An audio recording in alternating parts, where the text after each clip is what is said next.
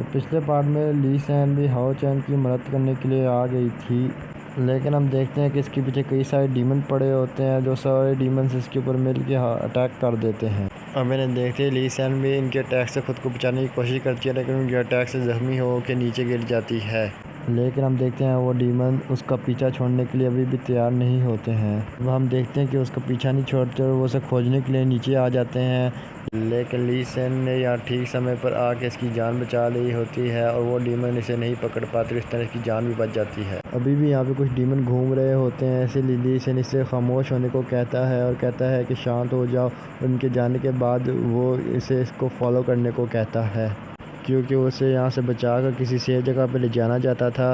ये देखकर ली सैन भी इम्प्रेस होती है, मतलब दोनों में इश्क हो रहा है, तुम इन मामलों में काफ़ी ज़्यादा स्मार्ट हो।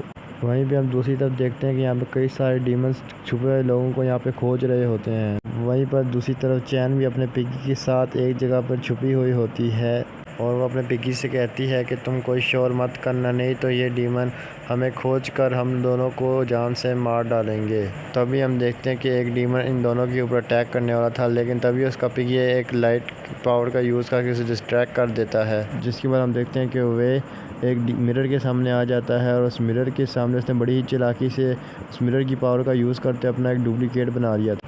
अब उसे देखते ही सारा वो डीमन डर के वहाँ से भाग जाता है और चैन अपने पिग्गी पर बहुत ही ज़्यादा खुश हो जाती है और कहती है कि मुझे यकीन नहीं होता तुम अपने आप को एक डीमन में ही बदल सकते हो, और कहती है स्किल के बारे में तुमने मुझे पहले क्यों नहीं बताया। इस स्किल का इस्तेमाल करके हम दोनों खुद को बड़ी आसानी से डीमन के हमलों से बचा सकती है। अब हमें जल्दी से चल के हमारे लीडर को खोजना चाहिए। जिसके बाद हम देखते हैं कि कुछ डीमन मिलकर सायर के ऊपर अटैक करने के लिए आ गए थे, लेकिन सायर के पास उसके फादर भी थे जो छोटे से बच्चे में बदल चुके थे, इसलिए लड़ नहीं सकते थे। इसीलिए अपने फादर को बचाने के लिए काफ़ी शानदार तरीके से उन डीमंस के साथ फाइट कर रही होती है, ताकि अपने फादर को ज़ख्मी होने से बचा सके जो छोटे बच्चे में बदल चुके हैं। इसलिए वो सभी डीमंस को हराने में कामयाब हो जाती है, लेकिन वहाँ पर और भी ज़्यादा कई सारे डीमंस आ जाते हैं जो अपनी पावर्स का यूज़ करके सायर के ऊपर अटैक करने वाले थे। लेकिन सायर को बचाने के लिए वो छोटा सा बच्चा उन डीमंस के अटैक के सामने आ जाता है, लेकिन तभी वो खुद बहुत ज़्यादा ज़ख्मी हो जाता है और उसके मुंह से खून भी निकलने लगता है। लेकिन हम देखते हैं कि उसे अभी भी सायर की फ़िक्र हो रही होती है और वो सायर से कहता है कि यहाँ पे तो बहुत सारे डीमन है, मुझे डर लग रहा है कि ये सारे डीमन तुम्हें मिलकर ज़ख्मी ना कर दें। लेकिन तभी हम देखते हैं कि सायर ये बात सुनकर बहुत ज़्यादा गुस्सा हो जाती है, अपने असली रूप में आते हुए अपनी असली ताकत दिखाने वाली थी, लेकिन उसी वक्त उसकी माँ अपनी मैजिकल पावर्स का यूज़ करते उसे टेलीपोर्ट करके अपने पास वापस बुला लेती है। जिसके बाद हम देखते हैं कि वो कहती है सोल्जर्स से कि साउथ और वेस्ट में कई सारे सोल्जर फंसे हैं जिन्हें 10 सेकंड में मैं यहाँ पे टेलीपोर्ट करने वाली हूँ। इसीलिए वो सबसे कहती है कि तब तक तुम लोगों को यहाँ पे प्रोटेक्शन करनी होगी। हम देखते हैं कि अपने मैजिक का यूज़ करके सभी लोगों को यहाँ पे टेलीपोर्ट करने लगती है, लेकिन इसके बाद हम देखते हैं कि छोटे बच्चे की हालत बहुत ज़्यादा ख़राब हो रही होती है और इसे देख के शहर बहुत ही ज़्यादा परेशान हो जाती है। अब हम देखते हैं कि शहर की मदर उसे कहती है कि वो भी तुम्हें यहाँ पे सिर्फ तुम्हें बचाने के लिए ही यहाँ पर आया है, हमारी लाइफ पूरे एक्सोसिस्टम पास से ज़्यादा कीमती है। लेकिन वो इसकी ऐसी बातें सुनकर अपनी मदर पे बहुत ही ज़्यादा गुस्सा हो जाती है। तभी वो अपने मदर से पूछती है कि क्या वो आज आपके सामने मर गया तो क्या आपको इस चीज़ की कोई चिंता नहीं होगी। लेकिन तभी उसकी मदर काफ़ी गुस्से में उससे कहती है तुम इसके बारे में चिंता ना करो। लेकिन इसी के साथ हम देखते हैं कि शहर की मदर की स्पिरिचुअल पावर लगभग ख़त्म हो गई थी। उसी वक्त एक सोल्जर कहता है कि आप अपने टेलीपोर्टेशन पावर का यूज़ मत कीजिए, ना आपकी जान भी खतरे में पड़ जाएगी। लेकिन इसके बाद हम देखते हैं कि शहर की मदर को भी अपनी कोई ज़्यादा फिक्र नहीं होती और वो आगे से सोल्जर को कहती है कि तुम्हें ऐसा लगता है कि अभी हमारे पास कुछ ऐसा करने का टाइम है। तभी हम देखते हैं कि वो वहाँ से ज़ख्मी लोगों को ले जाने के लिए कहती है, क्योंकि दूसरी तरफ भी बहुत सारे लोग फंसे हुए होते हैं।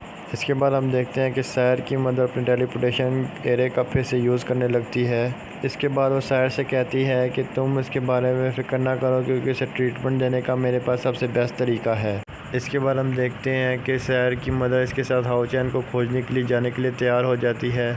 इसी के साथ वो शहर से कहती है तुम्हें इसके बारे में बहुत ही अच्छे तरीके से पता होना चाहिए, भले तुम्हारे डैड को किसी भी चीज़ के बारे में याद ना हो, लेकिन वो अभी भी तुमसे बहुत ज़्यादा प्यार करते हैं। अब इतनी सी बात कहने के बाद हम देखते हैं कि वो दोनों वहाँ से टेलीपोर्ट हो जाते हैं।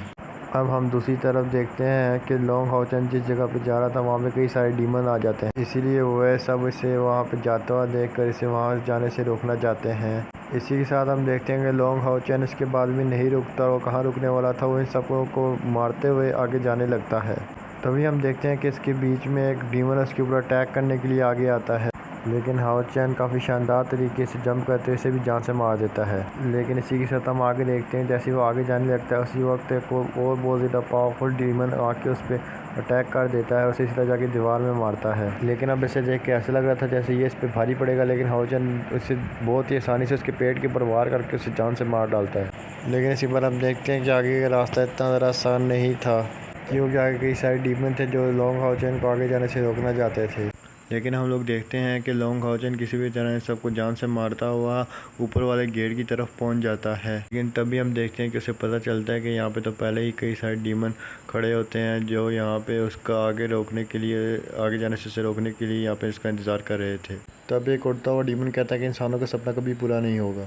अब हम देखते हैं कि इतनी सी बात कहने के बाद वो लोग इसके ऊपर हमला करने के लिए तैयार हो जाते हैं, लेकिन तभी इसी वक्त वहाँ पे सायर इसकी मदद करने के लिए वहाँ पे टेलीपोर्ट होकर आ जाती है, जिसे देखकर लॉन्ग हाओचेन कहता है कि तुम यहाँ पर क्या कर रही हो, जिसे देख के सायर कहती है कि तुम इसके बारे में फ़िक्र ना करो क्योंकि मैं तुम्हारी मदद करने के लिए अब आ गई हूँ। तभी हम देखते हैं कि वे दोनों ये सभी डीमंस को मारने के लिए यहाँ पे रेडी हो गए थे। इसके बाद हम देखते हैं कि जैसे वो डीमंस इसके ऊपर हमला करने के लिए आने लगते हैं, वो दोनों काफ़ी शानदार तरीके से इन सभी डीमंस से लड़ने लगते हैं और एक दूसरे की मदद करते हुए इन सभी डीमंस को एक एक करके मारने लगते हैं। जिसके बाद हम देखते हैं कि सायर काफ़ी शानदार तरीके से लॉन्ग हाओचेन की मदद कर रही थी, क्योंकि वो किसी भी हालत में अपने प्यार को ज़ख्मी होते हुए नहीं देखना चाहती थी। तभी हम देखते हैं कि एक डीमन अपनी पावर्स का यूज़ करते हुए यहाँ की सीढ़ियों के ऊपर एक ज़ोरदार हमला कर देता है। इस तरह से वो आगे जाने वाले रास्ते को तोड़ देता है। लेकिन इसके बाद हम देखते हैं कि वे दोनों यहाँ पे भी कहाँ पे रुकने वाले थे। उसके बाद हम देखते हैं कि सायर लॉन्ग हाओचेन की मदद करते हुए काफ़ी आसानी से इसे मार भी देती है। इसी के साथ हम देखते हैं कि उसने लॉन्ग हाओचेन को ऊपर की तरफ उछाल दिया था। इसके बाद हम देखते हैं कि वो उससे कहती है कि तुम वहाँ पे सबसे पहले ऊपर जाओ और मैं तुमसे वादा करती हूँ कि मैं वहाँ ऊपर तुम्हारे पास ज़रूर आऊँगी। जिसके बाद हम देखते हैं कि उसकी ऐसी बात सुनकर इस बात के लिए मान जाता है और शायर भी काफ़ी शानदार तरीके से उन डीमन से लड़ने लगती है। इसके बाद उस जगह पहुँच जाते हैं जहाँ पे होली मून ने उसे एक टोकन लगाने के लिए दिया था। अब इसे देख के लॉन्ग हाओचेन भागता हुआ उसकी तरफ जाने लगता है। अब हम इसी के साथ देखते हैं कि वो होली मून बाकी सभी लोगों को याद करने लगता है, क्योंकि वे सभी यहाँ पे इसे पहुँचाने के लिए डीमन से फाइट कर रहे होते हैं ताकि वो यहाँ इस टोकन के साथ यहाँ पे आसानी से आ सके। अब हम देखते हैं कि वो अपने पास जो उसके पास जो टोकन था उसका यूज़ करने वाला होता है और इसी के साथ वो सोचता है कि मैं यहाँ पे किसी की मेहनत को बर्बाद नहीं होने दूंगा। लेकिन जैसे हम देखते हैं कि उस टोकन को यहाँ लगाने वाला होता है उसी वक्त वहाँ पे वही सूखा डीमन जिसका हाथ इस सीरीज में 3 दफ़ा काटा गया, जितना ठाकुर का भी नहीं काटा गया, वो आ जाता है और वो उसके ऊपर अटैक करके उसको वहीं पर रोक देता है। अब इस तरह से हाओचेन यहाँ पर कामयाब नहीं हो पाता है। अब हम देखते हैं कि उसका डीमन भी काफ़ी ज़्यादा ज़ख्मी हालत में था, उसका वही हाथ कटा हुआ था जिसे सीरीज़ पे बार बार काटा गया। और आगे से कहते हैं होली मून तो काफ़ी ज़्यादा टफ है। जिसके बाद हम देखते हैं कि होली मून का डोमेन यहाँ पर डिस्ट्रॉय हो जाता है। अभी वो सूखा डीमन लॉन्ग हाओचेन से कहता है कि मुझे उम्मीद है तुम मुझे निराश नहीं करोगे, अभी भूल गया उसी ने सबसे पहले तेरा हाथ काटा था। तभी लॉन्ग हाओचेन उसकी बातें सुन के उसके ऊपर अटैक करने के लिए आ जाता है। इसी के साथ गाइस ये एपिसोड यहीं पे ऐड होता है। Hope you guys like my video and please subscribe my channel and guys please मेरी हेल्प करें मेरे चैनल को ग्रो करने में। Thank you very much.